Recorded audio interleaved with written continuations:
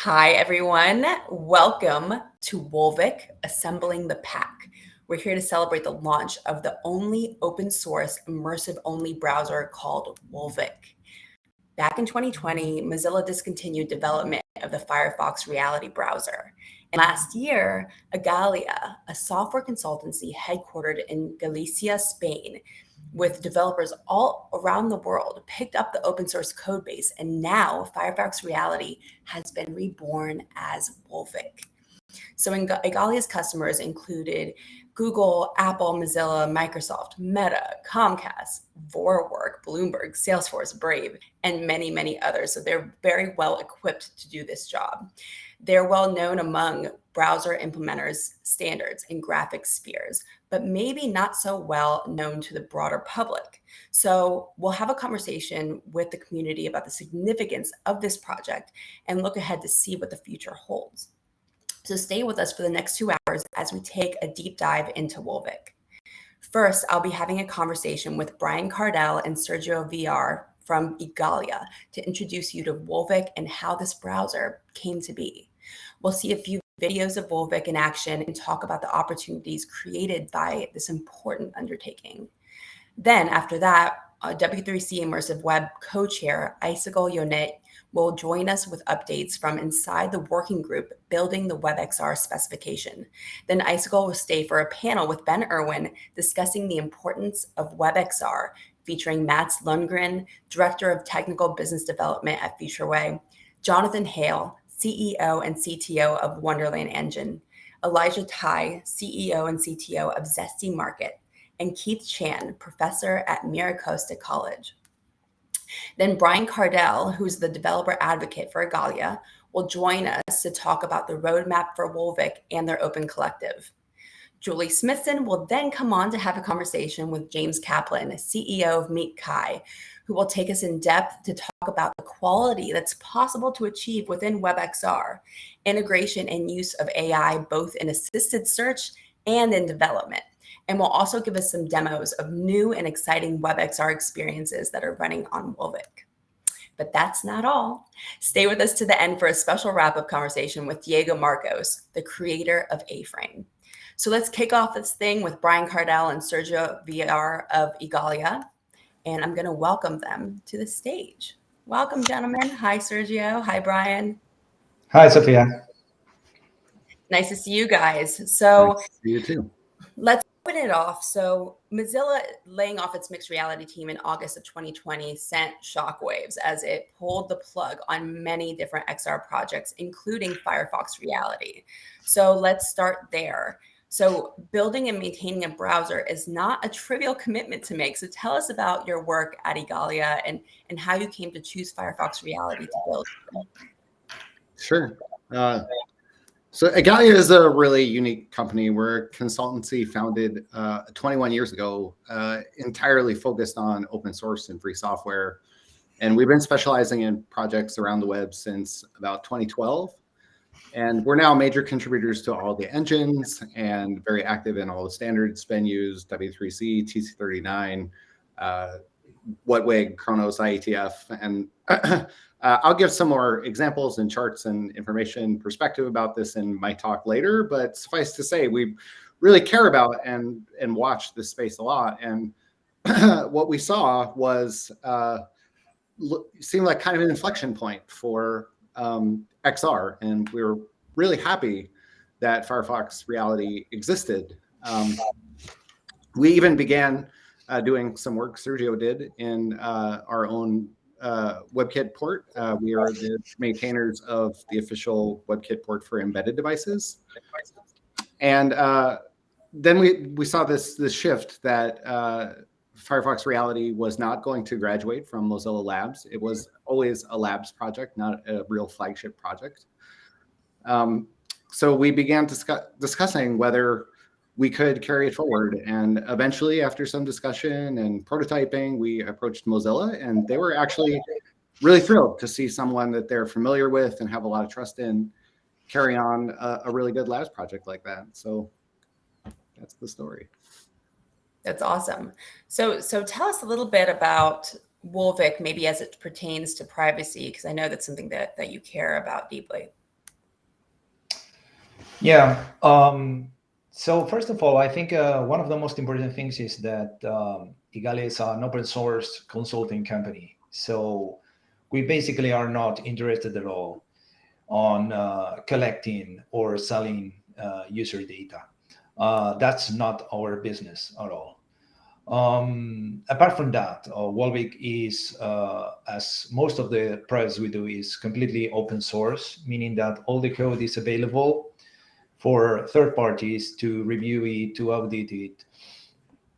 Also, if you compare it with other solutions, in the case of Wolvic, we don't require any external account to make it work. You just install it and it's fully available for you.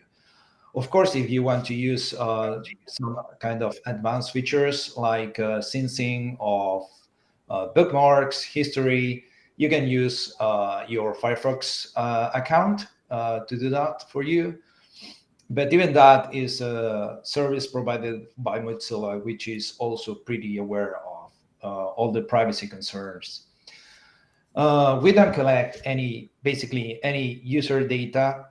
We just collect some very anonymous and obviously non-identifying um, data to collect basic statistics and also crash reports that help us to improve the quality of the product. For those more concerned about privacy regarding, for example, using search engines, we have added the possibility of selecting your search engine of choice and also the voice engine used for voice recognition. Um, Things like enhanced tracking protection, for example, is enabled by default in Wolvic. So no social media trackers or cookies tracking you browsing across the web. And last but not least, if you want to kind of level up the level of privacy, you can always install extensions like ad blockers and things like that, as you do in your desktop browser. Yeah, it's really nice that you're giving people the freedom and flexibility to implement whatever kind of privacy standards that they're looking to do within their own builds and experiences.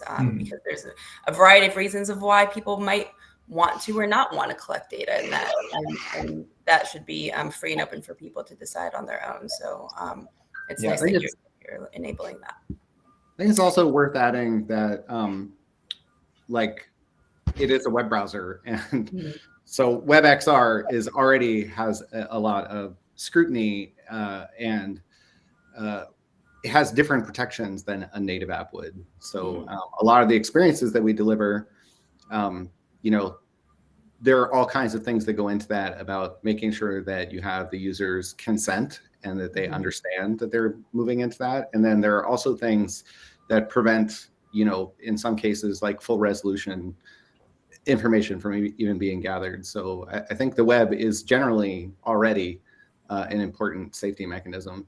Mm-hmm. Yeah, that's actually an important fact to state when going into this, because I'm sure a lot of people didn't really realize that. So yeah, I appreciate you calling that out. So the many people, even the technical people among us, don't really understand the stack above and beneath the WebXR API. Can you tell us a little bit more about how it allows JavaScript programmers to build immersive experiences? Yeah, I think I can answer that. So yeah, I agree with you that we get many questions from developers with exactly the same doubts, and I think I kind of briefly explained that using kind of a top to bottom approach.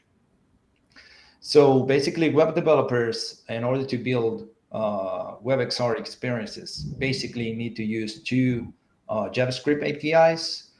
One of them being WebXR, of course, which is the API that allows you to access the devices, head-mounted displays, or any kind of virtual reality device you have attached to your computer. And then for the rendering, you will use the already existing WebGL or WebGL2 APIs. Of course, if you don't want to use them directly, there are several engines out there which allow you to develop your own experiences without having to deal with the specifics of the APIs.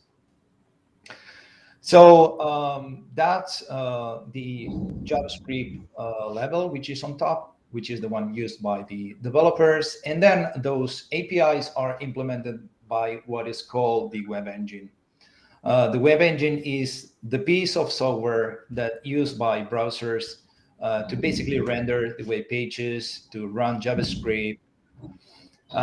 So in the case, for example, of the Firefox browser, it uses a web engine called Gecko, which is the one that we also use in Wolvic.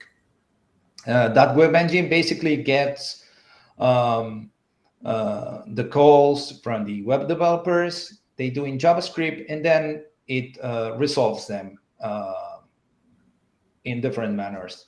Basically, this web engine needs to talk to the actual devices and get the information from those devices and return that to the developers using the WebXR API. The way the web engines talk to these devices can be done in many different ways, being the coolest one using OpenXR, because OpenXR is basically an API developed by Kronos, the same group that specifies, for example, OpenGL, OpenGLS, and many other graphics libraries.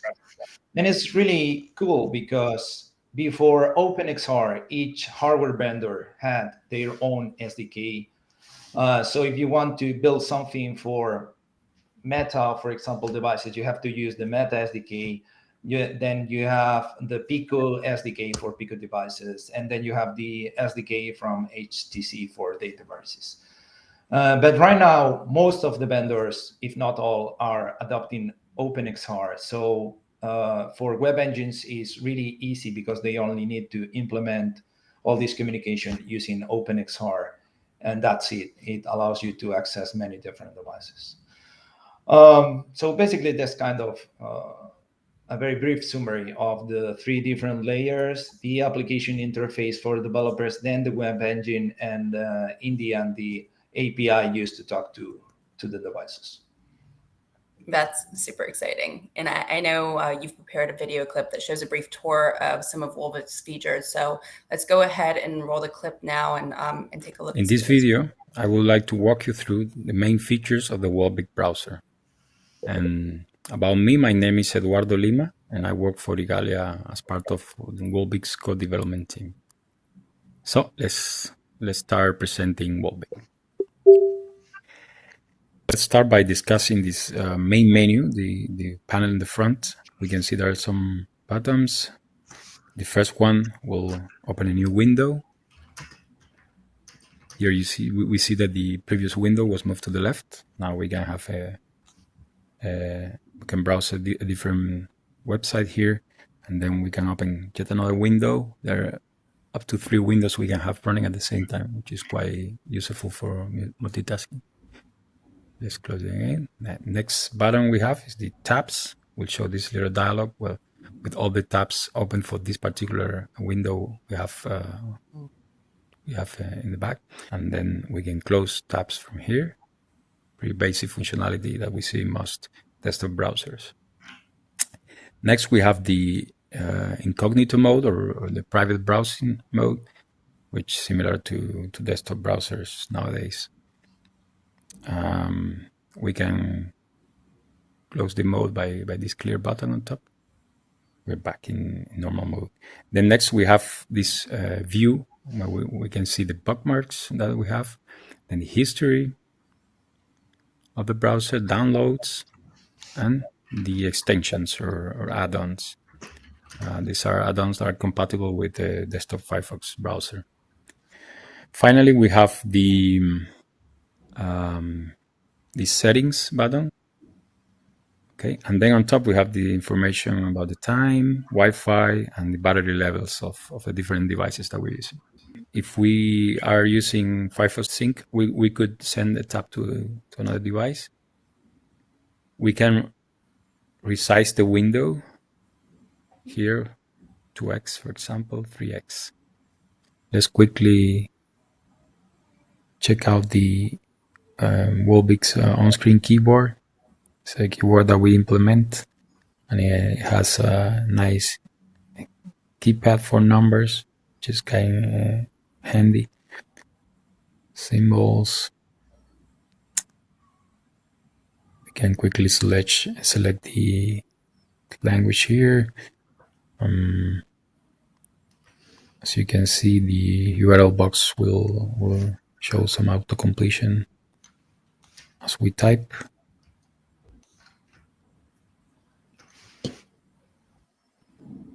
That's awesome. That's pretty exciting. There's some awesome like user interface features that I'm sure will be very helpful for those that are trying to access WebXR experiences, because I know that typing in a URL sometimes can be daunting.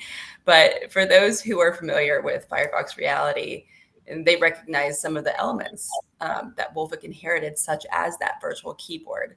What embellishments have you made in Wolvic to build in the Wolvic build to enhance that user experience? So as you mentioned, Sophia, there are many UI things that we basically inherit from Firefox Reality, and we kept them because they were good ideas. For example, as you mentioned, the keyboard is something we are not using the Android keyboard for that, but a customized keyboard, because many people actually have mentioned to us that they find it really convenient, especially with the numbers pad, who is always available, and most of the, as you mentioned, characters that you use for typing URLs. Some of the things that are not kind of obvious from the video that we have just seen are, for example, something that we mentioned before, like the integration with Firefox accounts, which I think is a pretty cool feature, as it allows you to do things like synchronizing your bookmarks, your history, or your passwords between Wolvic and desktop Firefox, even doing things like sending tabs from one device to another. And also there is, from the pure UI point of view, I think it's very important also that right now we have, if I'm not wrong, 21 available languages in Wolvic. So this localization effort is actually very, very important for many users. Yeah, I mean, doing is helping to reduce the barriers to access content, and that is very important, including like the multiple language options. So you're you're interoperable across languages and global regions as well as devices. And so that's super important. I mean, one of the things I've always loved about Firefox Reality's keyboard is that it has most of the characters that you need to type a URL, like a colon and slash and question marks, like right there on the keyboard without changing tabs. So I'm glad you kept that. Can you tell us more about some of the other updates that you've made in Wolvic? Yeah, a lot of them are behind the scenes kind of things. There was a lot of bit rot by the time we had begun to take it up, both at the Gecko and OS integration levels. Since Firefox Reality development had stalled by the time we picked it up, it was way behind. And that affects a lot of things. Even something as simple as like the rendering of the keyboard were dramatically improved when we updated some of these things. So we've rebased it on a modern Gecko now, and we've got all that updated. We had some replumbing to do to restore Firefox Sync and Send, since we're not a Mozilla project anymore, but that's done. We had a lot of work to improve the project infrastructure. Like Sergio said, we have 21 languages we worked on, and there was improved work toward like choice around search functionality and voice search functionality, and lots of core browser features and tons of bug fixing, and some adaptations that I think Sergio will talk about a little bit later in terms of UA strings and feature detection. I hope we have time for that. But Yeah, so those are some of the things. I know, Sergio, do you have some other things you can? Yeah, I was thinking now about, for example, one of the things that we have recently released is the kiosk mode. So it's basically a way to run Wolvic without any UI apart from the web page. So it's something that, for example, for exhibitors could be really useful. You just show your own experience in a fair, in a conference, or wherever. Then from the point of view of the, I mean, there is one thing in VR in general, which is kind of important, which is having good anti-aliasing. So having jagged edge is really bad for both the stereoscopic effect and the feeling of immersiveness. Anti-aliasing is right now enabled by default in also browser platforms for WebXR sessions, which give us a much better quality, render quality.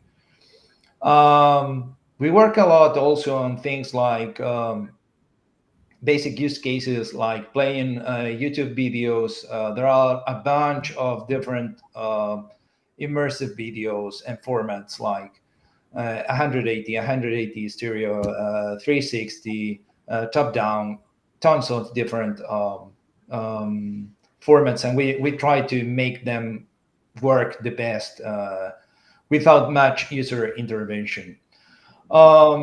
Related to that, we have also enabled kind of an automatic selection for a mode which is called desktop mode for popular streaming sites like Hulu, Disney Plus, Amazon Prime, all these kind of all these kind of services, which provide you different experiences if you are advertised as a mobile browser, but we kind of pretend to be a desktop browser, so you get the full experience on these streaming sites. There are also other things that there are not clear use cases right now, but we think they are pretty interesting. Like, for example, we have implemented the support for something which is called PushKit. Is a technology by Huawei, which is actually cross-platform, but this kind of thing allows us to do cloud-to-device messaging. So we can, like select a specific set of users or even specific devices to send messages to, like, hey, can you try this new update or check out this new experience or something like that. This is something to be defined, but the support is already there. And yeah, I think there, as Brian said, there are a lot of things, but these are probably the most important ones. You guys really have some foresight in the planning and have really developed a well-rounded product for both for use now and for well into the future. And definitely seems like you have the infrastructure there to kind of support the growth of the industry and the technology. But besides being open source, Wolvic is the only browser to run on multiple platforms, like you said, including MetaQuest, Huawei VR Glass, and HTC Vive Focus. So let's take a look at some of the types of experiences that Wolvic enables and how it also enables the same experiences across multiple devices. So let's run that clip and take a look at some of the examples. Another thing that we can explore quickly is the start page. It's a page that is maintained by Igalia and has a curated list of experiences, mostly VR experiences, but there's also some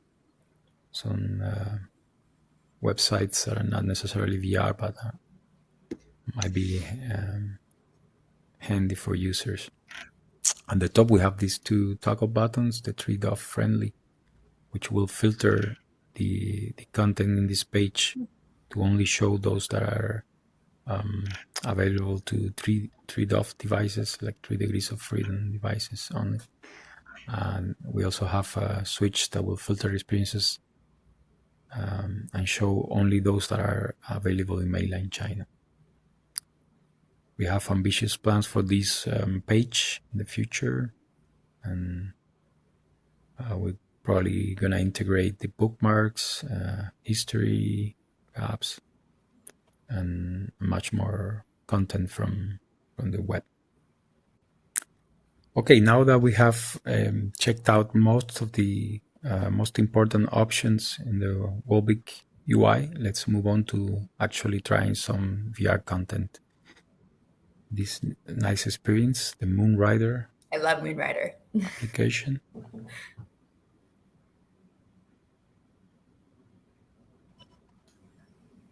Let's try something quickly. It is a lot of fun. Let's check Mean, out come on. some immersive video here in the Air Panel YouTube channel.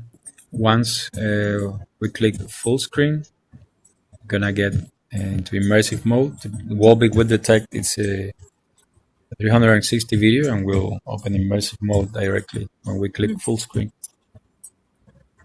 It's quite a nice experience. Yeah, we have some controllers for videos. Let's go back.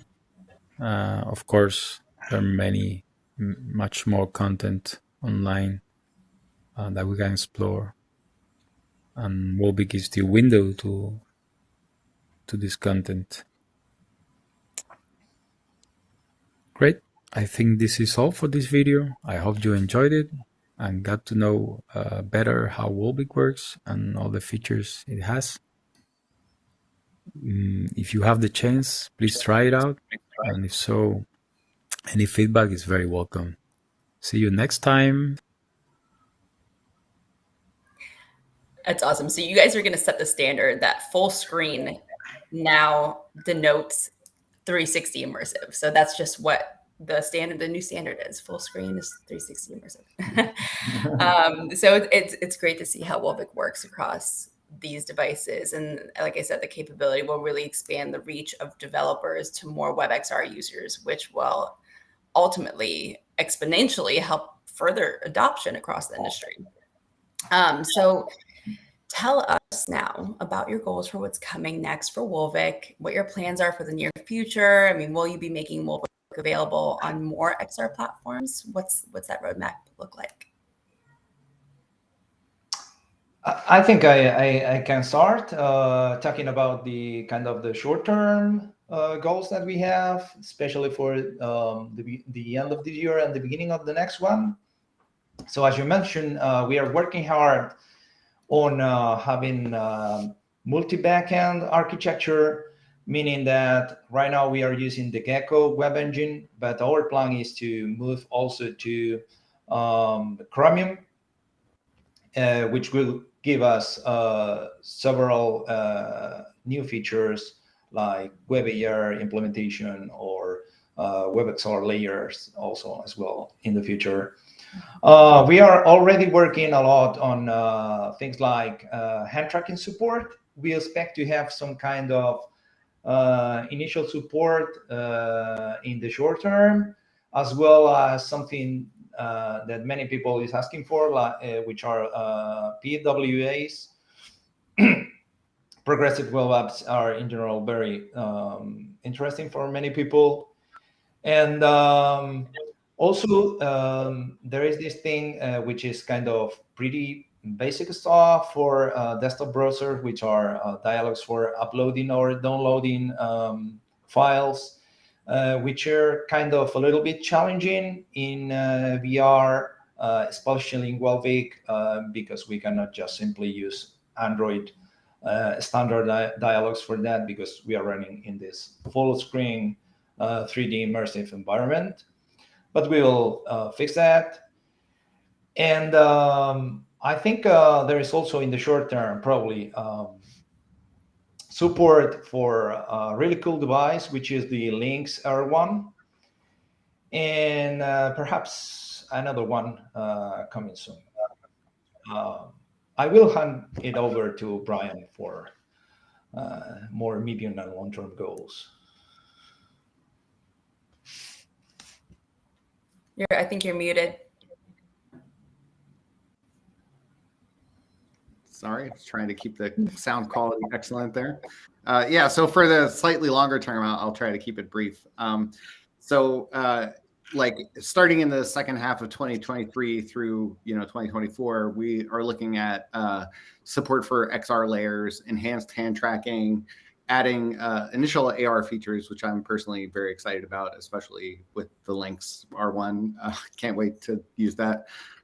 For things like pass-through and projecting to a wall, initial eye tracking support, and similar core browser features, actually, like web payments integration, and better integration with peripherals, which can be really useful. And I'm actually sure we'll see lots more innovation around given these new environments.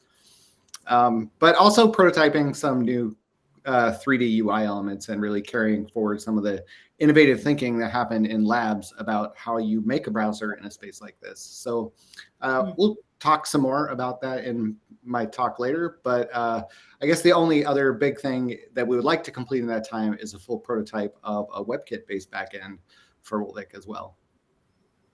That's so excited. I'm personally looking forward to the pass-through WebXR experiences to come to light, especially with the new updates and releases of all these pass-through enabled devices.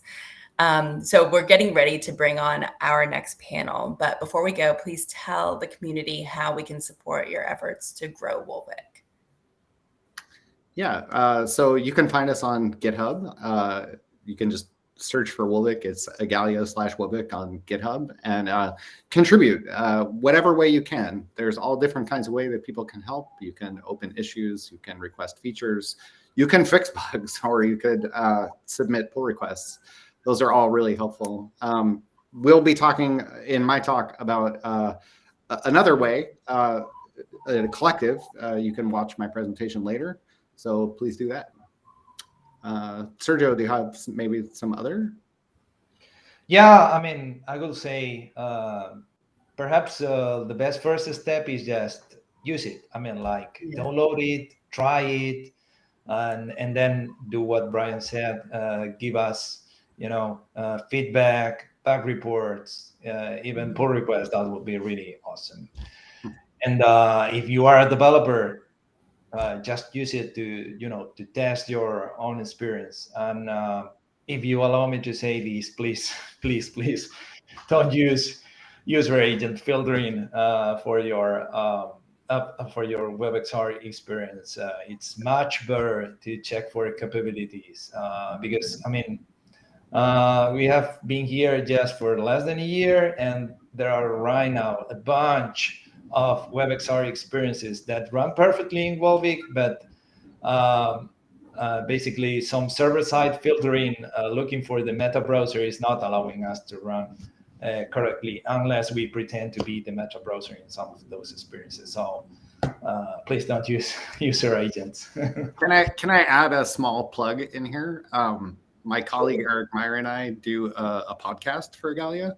And we have a whole episode. If you go to igalia.com and look at the 24/7 chats, there's a whole episode on the UA string, and we talk about some of this. And it's a bigger problem than you would imagine. Yeah. Okay, that's good to know. Yeah, you guys have provided a lot of resources, and for anybody else that's looking to get in touch, we'll definitely have that information for you guys. And if you're on our Discord, we'll be sure to post all of that. But thank you so much, gentlemen, for sharing all these insights into Wolvic. We are so grateful for your work on the only open source immersive browser. So if you haven't installed it yet, go to wolvic.com for the links. So next we have a special guest, Icicle Yonet, the W3C chair of the Immersive Web Working Group.